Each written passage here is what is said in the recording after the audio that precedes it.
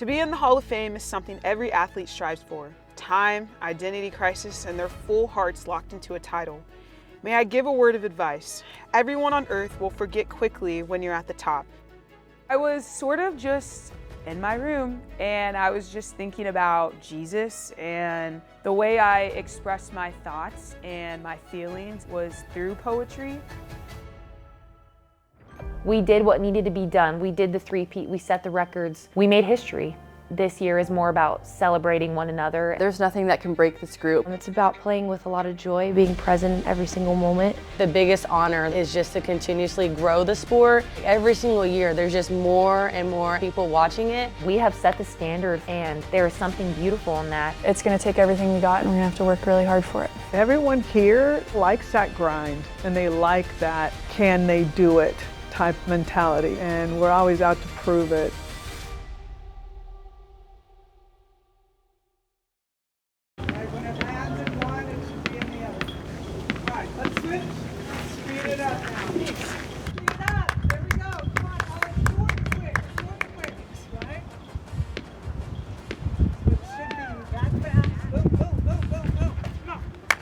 I think it's a good thing to make your players uncomfortable. I like to see what it looks like when you're uncomfortable. Are you going to be rattled or are you going to fight for it? And every athlete's been told to play at least two positions really, really well. So that really allows me to move the lineup around a bit, and the competition is real and you can feel it. It's honestly a pride thing at the University of Oklahoma to have the best defense in the country.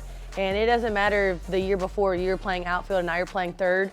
Now you're going to be an All-American third baseman, and that's just period, point blank. That's just our standard at the University of Oklahoma. I would say the hardest part is the mental. You can take only so many reps, but if you're not willing to take criticism, the mental and your physical, all of that does play a factor. It takes tremendous athleticism and tremendous training. I think that's something that goes a little bit unnoticed. It's important if you want to get in the lineup. It's important for our versatility. It's important if we have any kind of injuries that we're not panicked. And I think it just makes for the hunger and the overall challenge for each athlete. They understand they need to be good at that. And sometimes they find that their second position, they're even better than their first. In practice, we have a lot of opportunities to get reps in different positions, doing it till you feel comfortable enough to trust you can play there any given day. If you're being realistic, you should be able to play infield and outfield anywhere on the field. If you want to play and you want to be a part of a national championship team, you have to be versatile in that way. So instead of coach saying, oh, well, she can only play short, so she's going to sit the bench, she'll be like, oh, she can play short, she can play center, she can play second, she can play first, she can catch. So then that just gives you more opportunities to be in the lineup. We know that we're not just stuck at one position, in that I can go try other positions. When I transferred, I was like, wherever you need me, I will play it.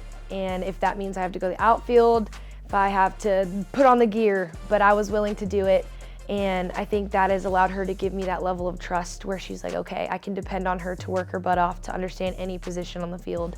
And for me, that's also been really beneficial because it allows me to just have more options for her to toy around with me on the field. And if that allows me to get in the lineup and on the field, I'm very grateful for it. That means coach wants me to go into second, then I'll go into second. If she wants me to go catch, if I need to go do a bullpen with Coach Rocha, I will do it. I will do anything for this team to win. The mentality of just wanting to freaking win. If Coach Gasso tells me to get a glove and go to right field to win the national championship, you betcha that I will be on with a big smile in right field. Like, I think that being able to just be a program guy and just do what it takes to win, that's something that is special about this team, because all 21 of us, when you come here, you know that all of us are going to do what it takes. We will never complain or panic over an injury.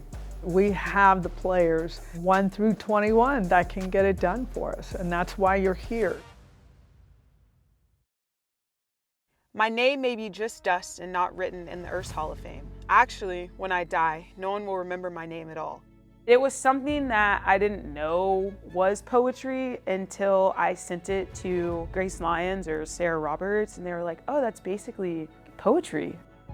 To be in the Hall of Fame is something every athlete strives for. Time, identity crisis, and their full hearts locked into a title. May I give a word of advice? Everyone on earth will forget quickly when you're at the top. I was sort of just in my room and I was just thinking about Jesus, and the way I expressed my thoughts and my feelings was through poetry. This may never come my way as being one of the greatest, but I do not forget. God never forgets my name.